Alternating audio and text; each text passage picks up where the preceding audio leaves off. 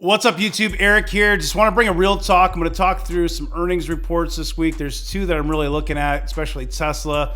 Kind of want to talk through just what's going on. Just want to kind of document what's been going on with me, and hopefully you guys are well. You know, the market right now is still volatile. We had, we've got a little bit of a pop today in the market, but we did have several days of selling after the Easter holiday. We had another red day yesterday on Monday. So I told the group, the Discord community, the private community, I told them, 50-50 ball here. We actually have a possibility of a inverse head and shoulders and a cup and handle on the QQQ. So that's actually bullish.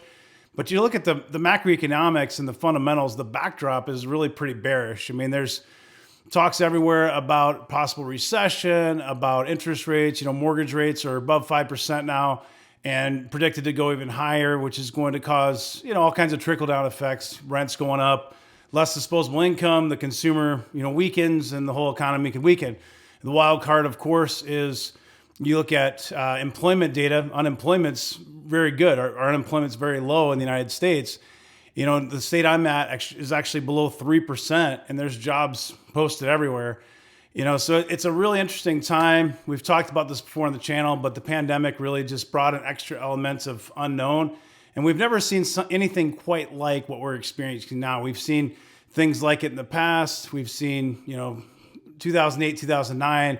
Of course, we had the flash kind of sell-off in March 2020 from the pandemic. We had, dot-com bubble. There's things you can try to compare it to, but at the end of the day, nothing is truly like what we're experiencing right now. And I've said this many times, but I look at it as an opportunity to accumulate shares of my favorite companies and try to build out my blueprint, my portfolio as a long-term investor.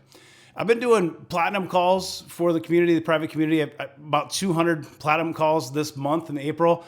They're 30 minutes one-on-one for each member. And I want to share some of those experiences with you today, just some of the things, the lessons learned, I guess, through this whole experience, and really just kind of document this for YouTube and for the greater community to absorb and to learn from. So, one of the big things we talked about, and I experienced this myself, is going into a stock too soon, too fast, too hard, and then running out of cash, or, you continue to buy it as the stock goes lower and lower, like the falling knife. And this is where that discipline comes in. That psychology is really important. And you're never gonna be perfect. I'm not perfect either, and I've made mistakes during this whole process.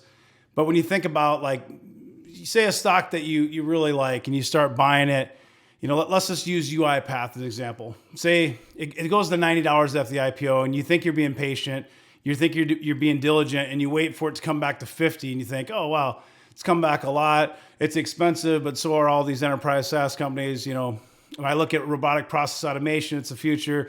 You start buying the stock, it goes lower. You buy a little bit more, it goes lower. You think you're doing the right thing, and for the last 10 years, buying the dip mentality has continued to work.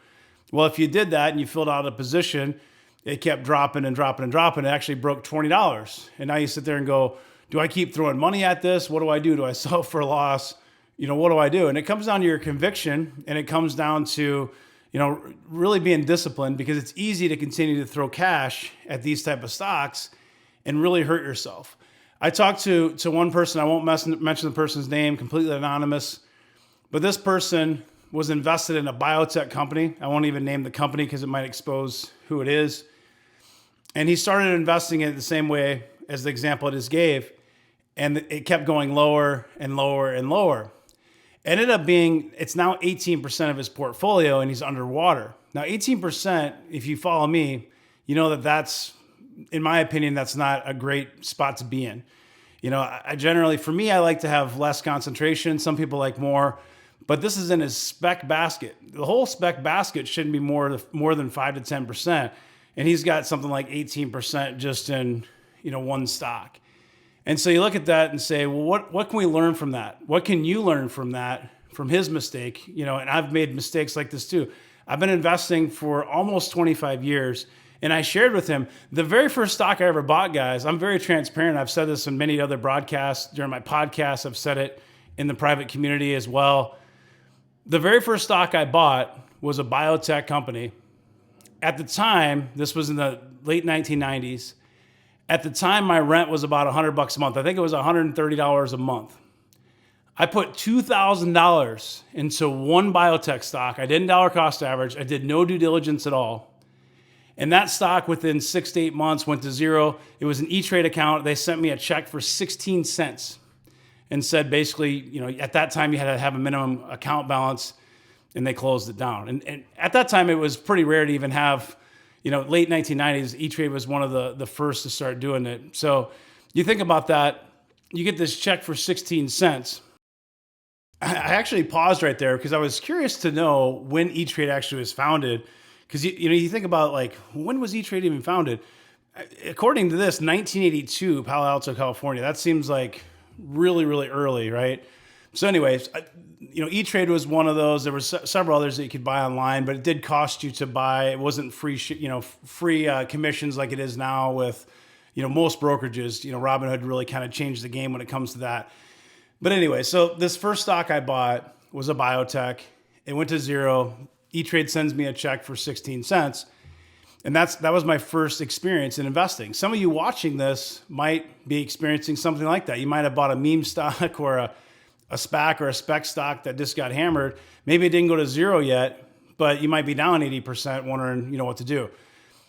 If you didn't do due diligence, that's the first mistake. But you need to decide now, is this company going to rebound? Do I have high conviction in it? If not, you cut your losses and move on. And at a certain point, it's hard because our psychology as humans, we don't want to sell anything for a loss. We want to hold on to it until it recovers. So it's like, yeah, I'm down on it, but be careful. There's a fine line between being a long-term investor and just being a bag holder and just, being too overconfident that your company, your stock is going to recover. Not all stocks, just because they go down doesn't mean they have to recover. So remember that and keep it in mind. You want companies right now that have high quality balance sheets, that have, profitability or a path to profitability that are best of breed.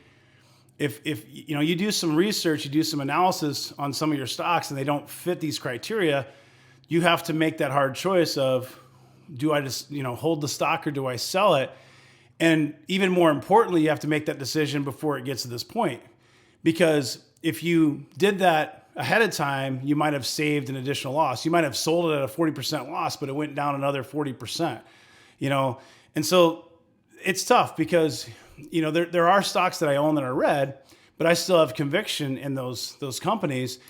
And that kind of came up over and over again in these platinum calls. A lot of it was just, that and how do I build a portfolio? So a lot of times what happens is, I want to be an investor, and you start buying stocks. You buy a stock, this looks good, you buy this stock, you buy that stock, and then you have a mess of, 10, 20, 30, however many stocks you have, but there was never really a plan. There was never a blueprint. You just bought a bunch of stuff that you thought, and I experienced this too. This is why I created the masterclass. This is why I have the YouTube channel, because you really need to learn how to build a portfolio. That's one of my strengths. That's one of the strengths of Fired Up Wealth is portfolio development, planning, and then making that plan come to fruition.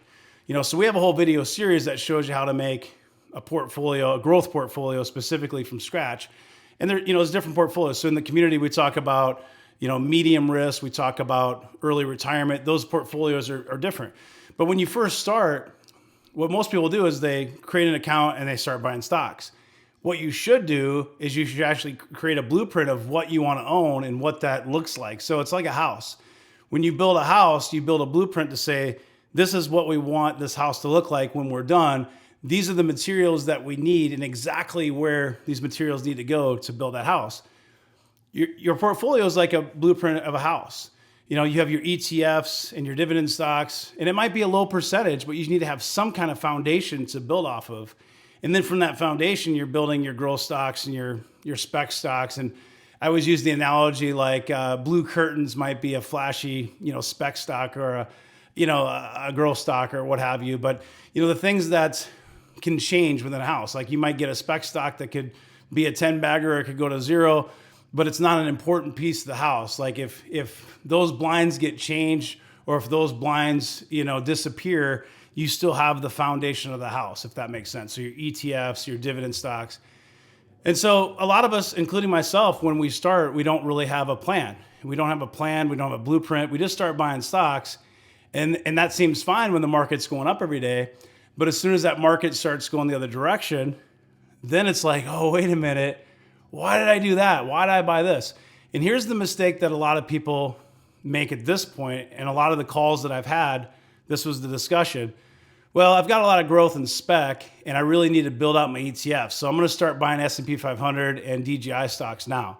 I'm going to start buying, AbbVie and these kind of income stocks. And the problem with that is it's like a dog chasing his tail. You're chasing things at the wrong time. When growth stocks were going up every day, that's the time where when the market's kind of stable, you're kind of building your ETFs and maybe diversifying out with some dividend stocks, maybe trim some profits on your growth stocks. When growth stocks are hammered, that's the time for me personally where I want to accumulate shares. I don't want to be buying the S&P 500 when it's only down 5% from its highs, when I can buy growth stocks that are down 50, 60, 70% from their highs. And you have to be careful, again, not making the assumption just because this stock was this price that it's going to go back to that price. It doesn't necessarily mean that. But if something's down, if a stock went from $400 to $80 and you buy it at $80, you don't need it to go up a whole lot to make decent profit. That $400 stock, now $80, could go to $160 and you can make 100% profit. So you start doing the math on some of these, there's really favorable risk reward. Even though the market can go lower, these stocks can go lower, the risk reward right now for me personally would be more in the growth stocks, especially, you think of the higher quality, the tier 1 type stocks that are on sale, that aren't beaten down as much. But then you go to tier 2, the ones that are really beat down, like I mentioned, the UiPath. If you have conviction in that, it's probably a pretty solid buy under $20. The problem is that most people that really liked it already bought it, and it keeps going lower and lower and lower. And those people just give up, and more people give up, and that makes the stock go lower. There's more sellers than buyers. It's a market, guys. With individual stocks, with ETFs, whatever, you've got buyers and you've got sellers. In order for the price to go up, it's just like the housing market. If you've got a strong demand and a lot of buyers, then it's the seller can kind of name the price and get a better price. Same with stocks. If a lot of people are trying to flood into a name, the price of the stock is going to go higher. With something like UiPath, you've got the opposite pressure in a lot of these growth stocks. Nobody wants to jump in yet. Everybody's like, well, I'm going to wait for it to go lower. I'm going to wait for it to go lower. What usually happens is they never get in. They end up buying it after it rips up. And some people prefer, buy it on that rebound, and that can certainly work. If you've got that long-term mindset, that 5-10 year focus, you're accumulating shares. But sometimes, like in this example with UiPath, if you really like the stock, again, you probably already bought it and you're probably upside down. And so now you have to decide, do I hold it? Do I add more? Do I sell it? And it really is going to come down to your conviction level. I'm down on that stock, but I have conviction that it's worth more and I'm going to hold it. I'm not going to throw more money at it because I think that's, you got to be careful managing money. When you get to a certain point in your cost basis, like if you got a $1.5 million portfolio, mine's roughly 1.4 million now, down from the highs, it was 1.8 something. If you think of like this, for simplicity's sake, we use $1.5 million portfolio. $15,000 is essentially going to give you, 1%. So $15,000 is 1% of $1.5 million. So if I want to have, say, 1%, what I usually start with, like with UiPath, I start with 1%, I fill 15,000, it goes down, you buy 2%. Use the cost basis though, not what it's actually in your portfolio, the cost basis. So if you bought $15,000 worth and it lost 50% of its value, you still have to use 15,000 cost basis, not the 7,500. Right now it shows 0.5% of your portfolio, but really it's 1% based off that cost basis. And the math can get a little bit tricky, and it's not perfect. You're using generalizations to try to keep it ballpark in those range. So maybe you double down and now you have 2%. Now you put, say, $30,000 into it and it goes down again. At a certain point, you have to decide, do I want to keep throwing in, $15,000 and make it 2% to 3%, or do I just stop? For me, I got to about 2.5%, 2 to 2.5%, somewhere in there, and I just stopped. And it keeps going lower. I bought some in the 20s, $22, and here it is at 18. And this is just one example, and I want to use the example as a lesson learned. Like, I've made mistakes, and this is what I made mistakes on. There's plenty of names where we've done a really good job, and we've made tons of profits on, and we've sold them. But there are some, most of the ones that are really beat up, guys, they're going to be the new IPOs, the new SPACs in the last 2 years. For the most part, those are the ones that are just kind of erased. The problem is they were expensive in the private markets from private equity. They got jacked up in the process of the IPO. They got jacked up again, and then retail buys them and jacks them up even higher once they finally go to public, where we can actually touch them. And so we had so much euphoria in the market. We had so much liquidity, stimulus. People are getting stimmy checks, dumping into things, and it drove a lot of these names higher. And now you've got a really bad macroeconomic environment where you've got high interest rates, high inflation, you've got war, all the things that you know about. And it's just not favorable for, equities in the short term. But longer term, you look at some of these companies, they're going to do really well. And not all of them are going to pan out, and you have to be selective, and you have to, this is, in my opinion, this is why you have to have, more than a handful of stocks. The higher the risk, the higher the reward, and the higher risk that your portfolio blueprint is, in my opinion, the more holdings that you should have. So hope that helps, guys. I want to go into earnings. So earnings this week. So Wednesday, tomorrow, guys, after market close, we have earnings from Tesla and from Lam Research. Now, I'm long on both of those. I've been in Lam Research for several years. I think it's a great DGIF type play, semiconductor equipment. There are a lot of risks with those type of stocks right now with semiconductors. Semiconductors, first of all, they're cyclical and they tend to lead the market both directions, up and down. But then you have things like the war that we have going on, Russia-Ukraine. So certain stocks are impacted more than others. When you think of neon gas, which is needed for semiconductor manufacturing, when you think of palladium and some other metal products and things like that. So you've got commodity issues, things are expensive, plus we have a shortage, and that does impact, that supply chain is impacted for semiconductors. So it'll be interesting to see. I think Lam will be interesting to see just what they tell us, and I could see it being a huge miss and the stock gets sold off. It could be an opportunity to add. I could also see, it kind of being in line with expectations and kind of a cloudy forecast, but the chances of the stock getting hit are probably higher than not, but I could see it going either way. The other one's Tesla, and I want to go through what the expectations are for Tesla so you have an idea what to look out for. Okay, so focus on Tesla vehicle production.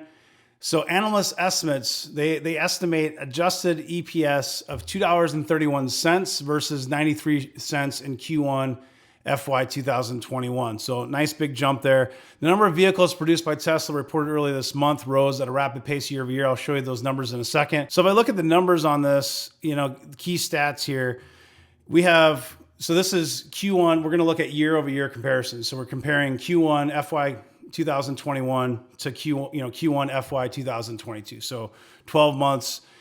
Adjusted earnings per share, $2.31 estimate versus 93 cents. And then previous year is 23 cents. So you can see the growth from one year to the next, 23 cents to 93 cents to $2.31 the estimate. So are they going to beat this number? Are they going to miss it? It's hard to say. The stock actually was down as low as $700 on recent sell-offs earlier this year in 2022.